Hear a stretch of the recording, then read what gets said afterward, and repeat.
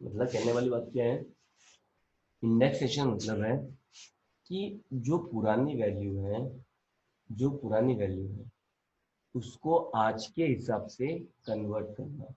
अब आज के हिसाब से कन्वर्ट करने का थ्रू क्या है, सुनो।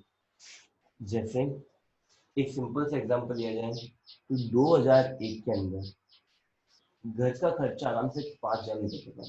ये मेरी देखी हुई बात है।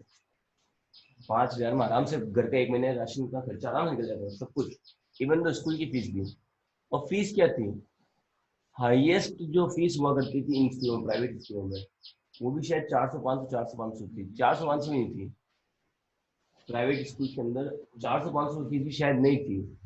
और गवर्नमेंट सेमी गवर्नमेंट में तो 10 15 रुपए थी। ठीक है, जो अब हो गई 50 रुपए। टू द पॉइंट इज, वो 10 रुपए की वैल्यू कितनी हो गई है, 50 रुपए। टू द पॉइंट इज, पुरानी वैल्यू को आज की वैल्यू पे लाके फिर लेस करना। क्योंकि उस टाइम अलग बात थी, अब अलग बात हो गई ना। तो इन सब चीजों को ध्यान रखते हुए आपको कैलकुलेशन करना, और वही क्या हो जाती है आपके इंडेक्सेशन। तो आपके नेक्स्ट हेडिंग है, और यहाँ से चीजों को बिल्कुल मैं सिंपल से बोल रहा हूँ, बीकॉम वालों को फिर भी मैं एक बार माफ कर दूँ, बीकॉम वालों में तो वो पंगा नहीं है, क्योंकि इतनी बार हो जाता है कोर्स होगी। सीएमए वालों को अगर कल से एक लाइन याद नहीं हुई तो मैं इमीडिएट इफेक्ट के साथ में हाथ जोड़ के घर भेज दूंगा वापस। सिंपल। अपने को इतना लाड प्यार नहीं है, कोई वो नहीं है। नेक्स्ट और आईएमपी हेडिंग है,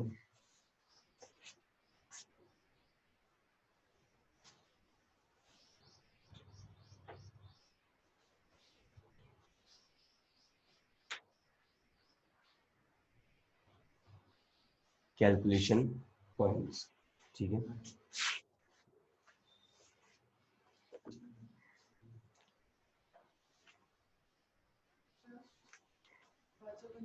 एक सेकंड।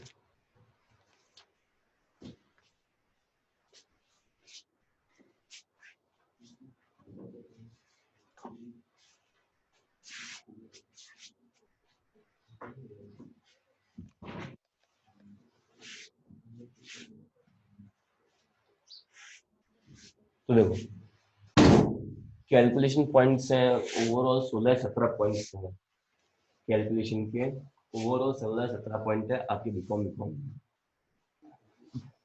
ठीक है, तो देखो, सबसे पहला पॉइंट जो हमने अभी फॉर्म में लिखा था,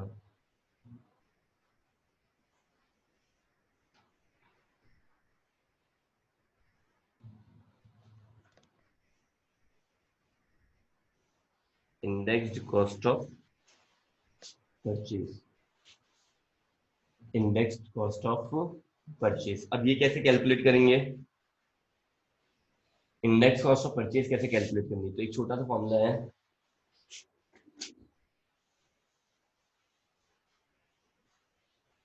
एक्चुअल कॉस्ट या फेयर मार्केट वैल्यू ऑफ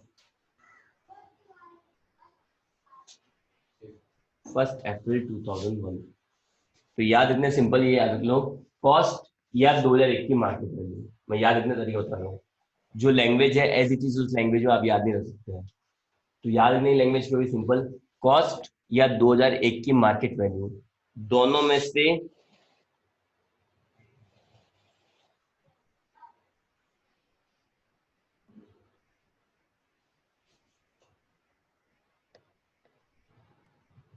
दोनों में से जो भी क्या होगी, ज्यादा होगी, whichever is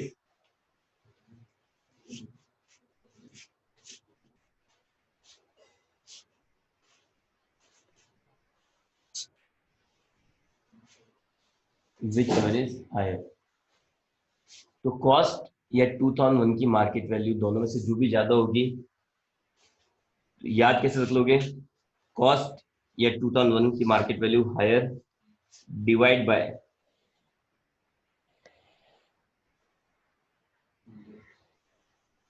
index number of purchase year, index number of purchase year into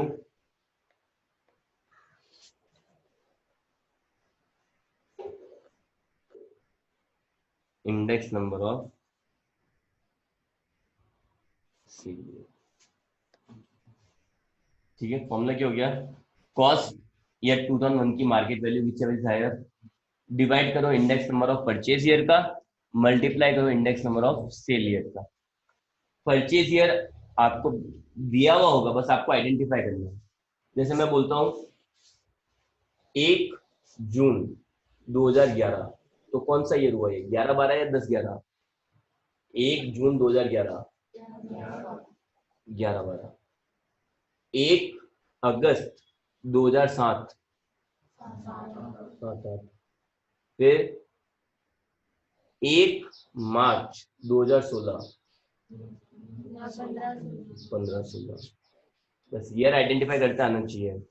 आपको डेट तो दे रखी होगी, डेट दे रखी होगी, ईयर आइडेंटिफाई कर लिया, बस टेंशन फ्री। तो कॉस्ट या 2001 की मार्केट वैल्यू जो ज्यादा होगी, डिवाइड करो जिस ईयर में परचेज किया उसका इंडेक्स नंबर, मल्टीप्लाई करो जिस ईयर में सेल किया।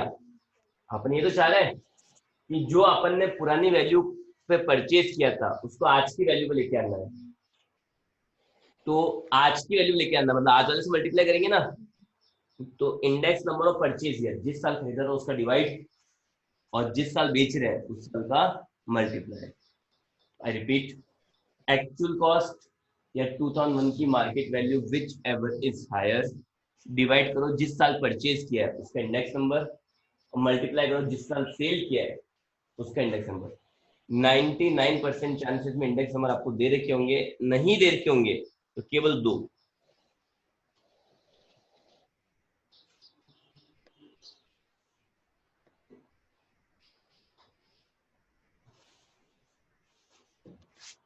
Index number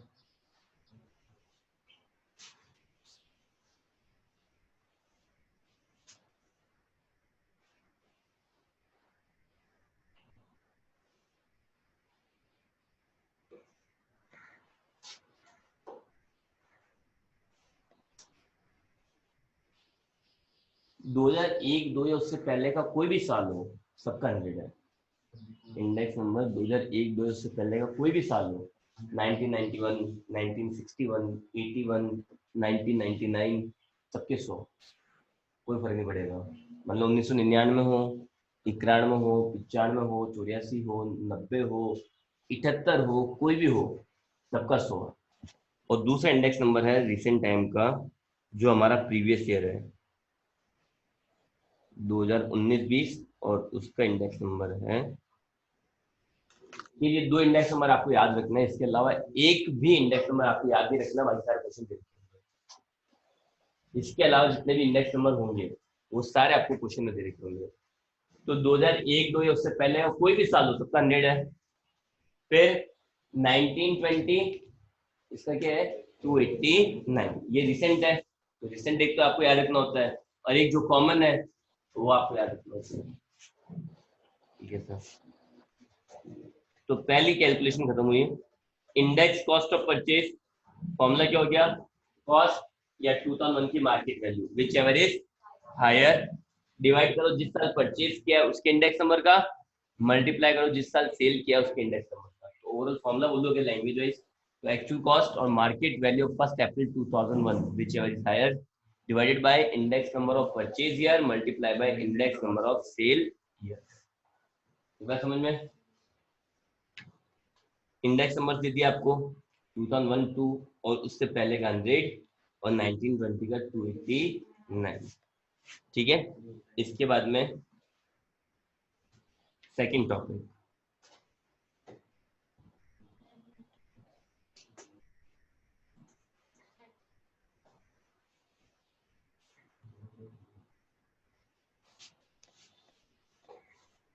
point number second,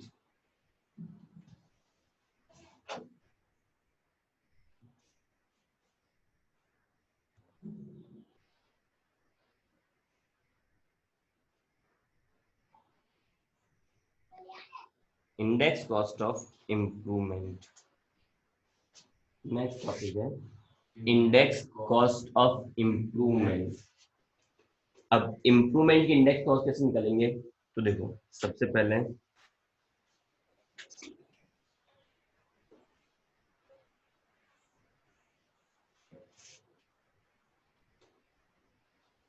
improvement before, पहला इंप्रूवमेंट कब किया आपने? इंप्रूवमेंट किया है 1 अप्रैल 2001 से पहले। कब?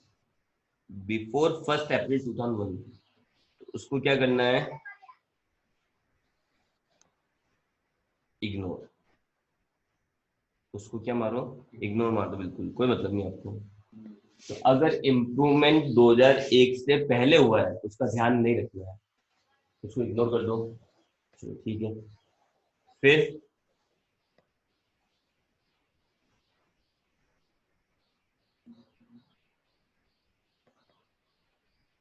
इम्प्रूवमेंट से याद है, 1 सितंबर से स्कूल खुलेगी भी या नहीं खुलेगी?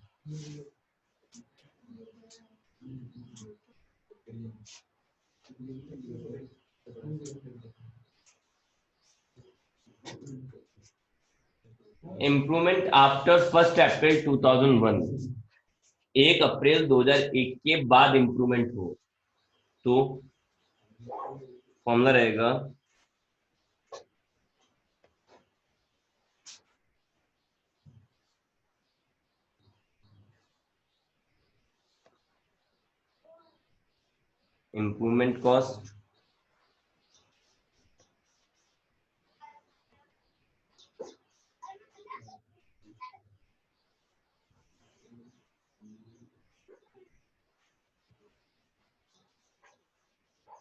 इम्प्रूवमेंट कॉस्ट अपॉन में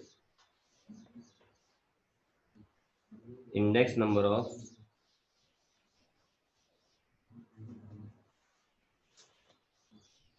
इम्प्रूवमेंट ईयर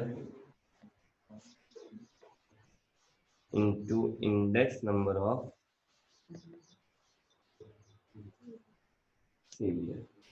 तो देखो, इम्प्रूवमेंट का सिंपल सा फॉर्मूला है, अगर इम्प्रूवमेंट किया आपने 1 अप्रैल 2001 से पहले फॉरवर्ड में, और अगर आपने इम्प्रूवमेंट किया है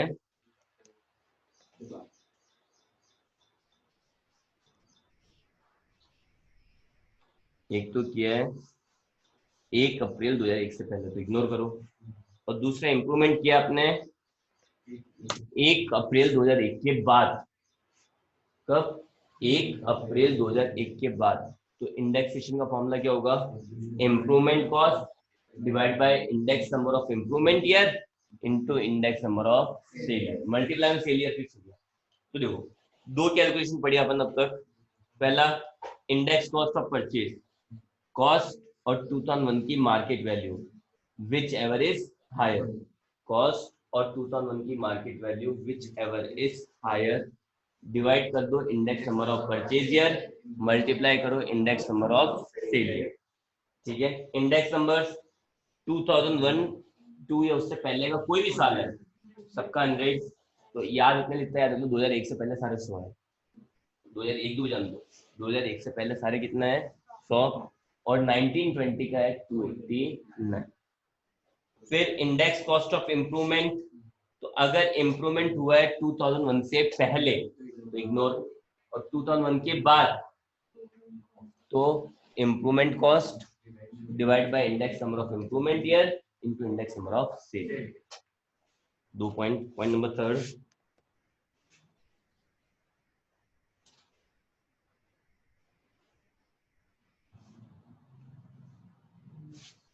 point number third,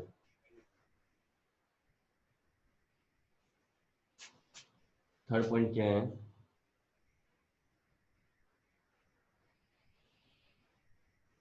cost of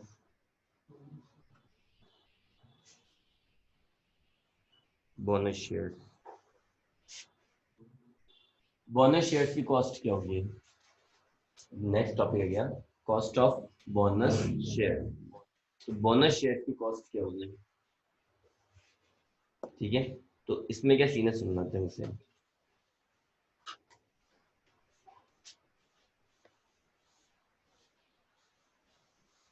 received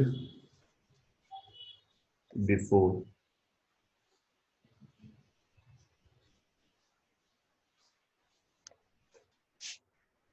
आपको बोनस शेयर कब रिसीव हुए हैं?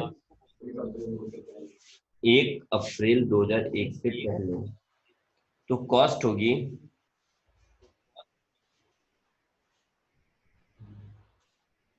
मार्केट वैल्यू ऑफ, तो देखो बोनस शेयर की कॉस्ट क्या होगी, तो बोनस शेयर तो फ्री में मिलता है, बोनस शेयर कंपनियां रहती है फ्री में देती है, कुछ शेयर के बदले में नए कुछ शेयर देती है। तो अगर ये बोनस शेयर्स आपको मिले हैं 2001 से पहले, बोनस शेयर कब मिला आप लोगों को 2001 से पहले, तो इन सच केस आपके कॉस्ट क्या होगी 2001 की मार्केट वैल्यू, ठीक है। और वहीं पे अगर ये शेयर्स आपको रिसीव्ड हुए हैं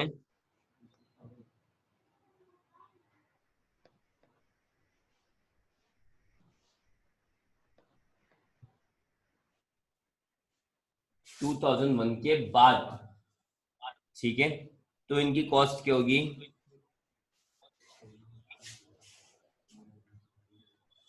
कॉस्ट क्या हो जाएगी 0। तो बोनस शेयर का रूल क्या हो गया, बोनस शेयर के लिए 2001, डेट भूल जाओ, डेट तो मैं लिखा हुआ अलग है, बाकी डेट याद करने की जरूरत नहीं है, तैयार रखो। 2001 से पहले मिले हैं तो कॉस्ट होगी 2001 की मार्केट वैल्यू, और 2001 के बाद मिले हैं तो कॉस्ट होगी 0, ठीक है। 2001 से पहले मिले हैं तो कॉस्ट होगी 2001 की मार्केट वैल्यू, तो 2001 के बाद मिले हैं तो कॉस्ट होगी 0, ठीक है। 2001 से पहले तो 2001 की मार्केट वैल्यू, 2001 के बाद तो 0, और शॉर्ट में याद रखना है 2001 से पहले मार्केट वैल्यू, 2001 के बाद 0, और मार्केट वैल्यू आपको 2001 की लेनी है, ये आपको याद रहेगा परमानेंट, अब नहीं भूलोगे आप लोग, मतलब चेक कर लेना। अगर आप केवल मार्केट वैल्यू भी याद रखते हो ना तो ऑटोमेटिक वो 2001 की ही याद आएगी, दूसरी याद नहीं आएगी आपको, ठीक है।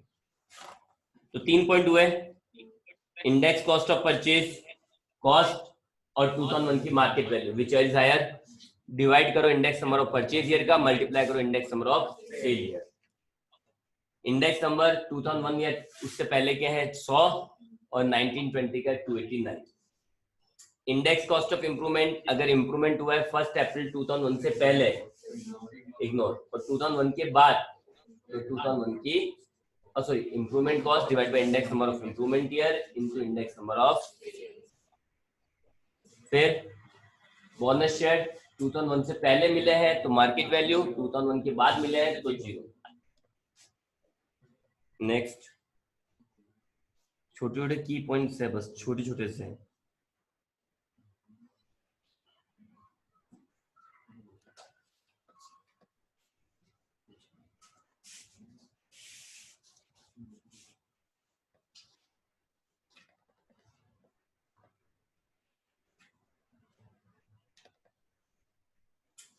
Cost of intangible assets, intangible assets की कॉस्ट क्या होगी, ठीक है। नेक्स्ट टॉपिक है कॉस्ट ऑफ इंटेंजिबल एसेट्स, ठीक है। तो उसमें समझना इंटेंजिबल एसेट्स के लिए कॉस्ट कैसे निकाल सकते हो आप लोग। सबसे पहले इंटेंजिबल एसेट्स होगी कौन कौन सी,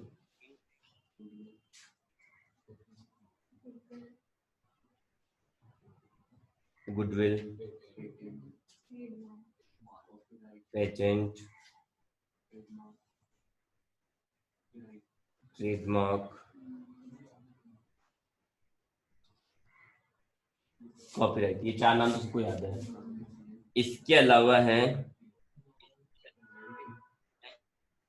टेनेंसी राइट, टेनेंसी राइट होता है, ये सब कुछ पता है। एक बार आप लोगों ने ना गुडविल नहीं देखी होगी, पेटेंट, ट्रेडमार्क, कॉपीराइट नहीं देखा होगा, पर देखी भी एसेट जो ना आप लोगों को टेनेंसी राइट है, ये सबके देखी हुई है। इंटेंजिबल एसेट की जो नाम याद होता आपने आज तक देखी नहीं, और जो नहीं याद हो तो आपने रोज देखते हो। टेनेंसी राइट, मकान पे कब्जा करके नहीं बैठ जाता, किराएदार घुसता है, मकान पे कब्जा करके बैठ जाता है। बोलो इकलौती इंटेंजिबल एसेट देखी हुई है वो हमें नहीं पता है, जो नहीं देखिए 4 नाम रटे हुए जरूर है। केवल एक ही इंटेंजिबल एसेट है आपने देखी हुई, दुकान के अंदर गए और भाई साहब किराए में बड़ा टाइम किराया देते हैं, वो करते हैं पूरे एकदम बिल्कुल नहीं होता, एकदम देवता पुरुष बनी अंदर गए थे, अंदर आके बंद मानुस बन गया। कौन सी दुकान, भूख आ गई अब तो, कौन सी दुकान, दुकान चाहिए खाली करने के 50 लाख रुपए। अपने यहाँ पे मोस्ट ऑफ दुकानें 5 बत्ती के आसपास दुकान है ना, मोस्ट ऑफ दुकानें इसी तरह की है जिनका किराया है 5 बत्ती के आसपास का किराया कितना मानते हैं, अभी 300-400 रुपए खुल है। जो पुराना चल रहा था 70 रुपए के हिसाब से बढ़ते बढ़ते बढ़ते अब 300 पे पहुंच गए, 300-400 अंदर है ये कुल किराया है। अरे उस टाइम भी नियमों के हिसाब से चलो ना, उस टाइम मैंने क्या बोला, कोई टाइम पे रुपए की बहुत वैल्यू थी, उस टाइम 70 रुपए किराया मिल रहा बहुत बड़ी बात हो गई। 70 मैं बोल रहा हूँ, मैं नाना ने जब जॉब स्टार्ट की थी उस बात को हो गए 60 साल, 60 नहीं 55 साल पक्के हो गए, ठीक है। उन्होंने 35 रुपए पर मंथ के हिसाब से जॉब स्टार्ट की थी, 35 रुपए पर मंथ के हिसाब से जॉब स्टार्ट की थी। अब सोच लो 70 रुपए पर मंथ किराया तो बहुत हो गया फिर तो। अब वो नियम क्या है, किराया 5% 10% बढ़ता है हर बार, तो बढ़ाता है 5-10%, कितने सालों क्या बढ़ जाएगा, तो वो किराया बढ़ गया 200-300, फिर दुकानें खाली, किराया टाइम टाइम दे रहा है तो दुकान खाली नहीं कर रहा है, तो दुकान खाली करने के लिए बोलता है जैसे 40 लाख रुपए, जिसकी दुकान जिस लोकेशन पे है उसके हिसाब से पैसा मांग लेता है। लोग तो करोड़ भी मांग रहे हैं, ये 1 करोड़ भी खाली कर देंगे दुकान। और गवर्नमेंट की भी कुछ पॉलिसीज थी उसके हिसाब से, अगर किराएदार 16-17-20 साल ऐसा कुछ नियम था पहले, मुझे याद नहीं एग्जैक्टली, इतने साल तक रह जाता है तो दुकान उसी को मालिक मान लिया जाएगा। तो सरावगी मोहल्ले के मकान, ये सब जो मकान है काफी सारे इसी तरह से आए हुए हैं। एग्रीमेंट होने से क्या फर्क पड़ता है, एग्रीमेंट तो अभी रिसेंट टाइम होने लगे, जब मकान दुकान खाली नहीं करता ना, अब होने लगे। पहले तो जबान चलती थी लोगों की, ठीक है। तो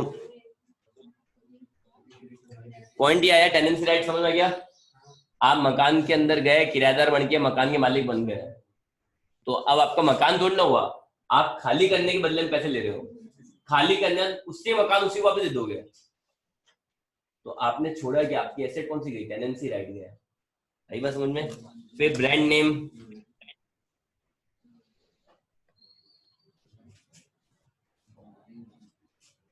ब्रांड नेम एक तरह से मैं सिंपल सा एग्जांपल बताऊं, अभी सैनिटाइजर की बाढ़ आई थी, सैनिटाइजर की बाढ़ आ गई थी बिल्कुल, ठीक है। सडनली जिस चीज को हम लोग देखना है मतलब समझते भी नहीं थे, अवॉइड ही करते थे कि साबुन हाथ धो ले वहां, तो अब सबकी जेब में सैनिटाइजर आ गया सडनली।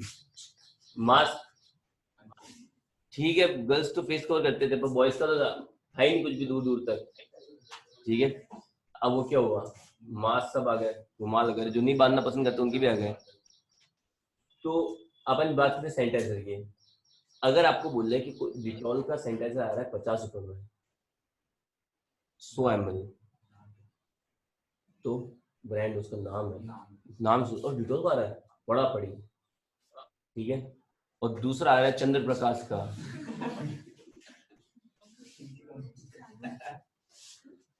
ठीक है, उसकी साबुन अच्छी चलती है, वो भी कुछ लोगों के लिए, अपने तो वो भी नहीं चलती है, अपने तो रिन सुप्रीम ये सब होनी चाहिए। कौन चंद्र प्रकाश आता है यहाँ पे,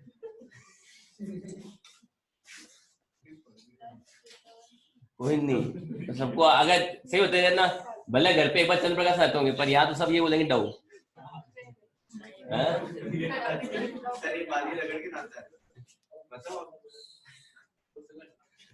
तो ये सारी जो ब्रांड नेम होता है वो भी उनकी क्या होती है, एक एसेट होती है, ताकि वो ब्रांड का नाम रख के बेचो आप, इजीली 1 सेकंड में चीजें बिक जाएगी, और बिना ब्रांड के बेचने कुछ करो बहुत टाइम लग जाएगा, ठीक है। ब्रांड के नेम का तो चीज बिक पा रही है, एक बार देखो डव साबुन जो 40 में बेच रहा है, और दूसरी कोई दूसरे बिना ब्रांड की साबुन 40 में बेच रहा है, तो 40 में क्यों बिक रही है, क्योंकि उसका ब्रांड है। आई बात समझ, एप्पल आईफोन वो 1 लाख रुपए में बेचना चाहे तो बिकेगा, 1,20,000 में बेचना चाहे तो बिक रहा है। रेडमी ने बेचा नहीं, एक फोन निकाला तो 50,000 में, हाँ 50,000 में बताओ कौन सा MI10 50,000 फोन निकाला उसने, लोगों ने चला दूर गया, लोगों ने 1.5% नहीं करा, वापस उसको खोल टिक करके नहीं देखा। MI50,000 कौन ले, ये होता है ब्रांड नेम। तो ब्रांड होता है ना, ब्रांड, उसके कारण से उसकी वैल्यू बढ़ती है। चीजें तो वही डलने वाली सब में। तो देखो इस ये चीज ब्रांड के पैसे का ले रही है, आ रहा हूं मैं, ब्रांड के पैसे कहाँ लिए उसने, तो आपको मोबाइल बेचा, ब्रांड का नाम तो छुपा ही रहा ना, कि उसने बिना बोले आपसे ब्रांड के पैसे ले लिए उस बंदे ने, बिना बोले। सिंपल लॉजिक, हर ब्रांड की चीज देख लो। एक परफ्यूम आता है, मैं बोल रहा हूँ कि मैं जो परफ्यूम लेके आता हूँ, साइज बड़ा परफ्यूम, मैं डियो लेके आता हूँ, डियो को भी, वो भी आज तक लाया नहीं, तो इनके गिफ्ट आए हुए हैं, बट डियो अगर लेने भी जाओ ना कभी, तो मैं तो ये सोचता हूँ बड़ा होना चाहिए, सस्ता होना चाहिए, ठीक है। वो बोले डेनवर का है, मैंने मेरे के है, और वहीं पे मेरा कजन है, वो इतना सा परफ्यूम लेके, इतना सा परफ्यूम 8-9 हजार का, हाँ बाहर कहीं का भी हो ना, अपने क्या फर्क पड़ रहा, 12,000 का। अब वो लोग 12,000 का इतना सा परफ्यूम लेके आ गया, क्यों 12,000 का पड़ा वो परफ्यूम, उस ब्रांड का नाम, उसको ब्रांड की समझ है। अपन कपड़े लेके आते हैं, ठीक है, लोकल, एक अपन वो लेके आते हैं जारा के या गुची के, इनके कपड़े महंगे हो जाते हैं, तो वो सब अपने ब्रांड के तो पैसे ले रहे हैं, पर ब्रांड का नाम बोलिए ना ले रहे हैं कि बैट टी शर्ट के 500, ब्रांड के 100 रुपये और अलग से दो, वो सीधे 600 बोले, उसके अंदर ब्रांड के कारण वो चीजें महंगी बिक रही है, बस समझ में। अरे लियो, उसमें क्या फर्क पड़ता है, मैं तो अंदाज लेता हूँ, वैसी जगह है थोड़ी बेइज्जती कम होती है। तो देखो कॉस्ट ऑफ इंटेंजिबल एसेट क्या होगी, इफ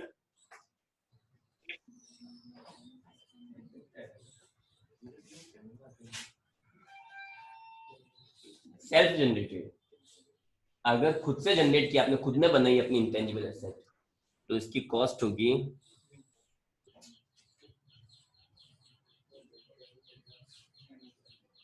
0। अगर आपने अपनी goodwill, brand name, tenant set खुद ने बनाया है, तो कॉस्ट क्या होगी 0। अभी हमने इंडेक्स कॉस्ट ऑफ परचेज का फॉर्मूला क्या लिखा था, कॉस्ट और 2001 की market value whichever is higher, ठीक है। हम लोगों ने फॉर्मूला क्या लिखा था, कॉस्ट और 2001 की market value whichever is higher, पर पूरे चैप्टर में केवल एक एसेट है जिसमें 2001 की मार्केट वैल्यू से कंपेयर नहीं करते हैं, वो है इंटेंजिबल एसेट। तो अगर इंटेंजिबल एसेट सेल्फ जनरेटेड है तो कॉस्ट 0 लेनी है, और अगर इंटेंजिबल एसेट आपने परचेज की है तो कॉस्ट होगी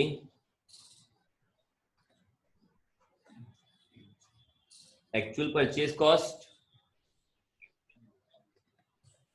इग्नोर मार्केट वैल्यू ऑफ 2001। तो intangible asset, goodwill, patent, copyright, trademark, brand name, tenancy right, अगर ये एसेट्स आपने खुद ने जनरेट की है, खुद की गुडविल खुद ने जनरेट की, for example Reliance company, Tata company, इन्होंने खुद की गुडविल खुद ने जनरेट की है, तो इनकी कॉस्ट क्या होगी 0। पर अगर आपने परचेज की है तो एक्चुअल परचेज कॉस्ट लेनी है 2001 की मार्केट वैल्यू का ध्यान नहीं रखना। आई बात समझ में, ऑल सेट। इसकी प्रैक्टिस करते हैं अगली क्लास में।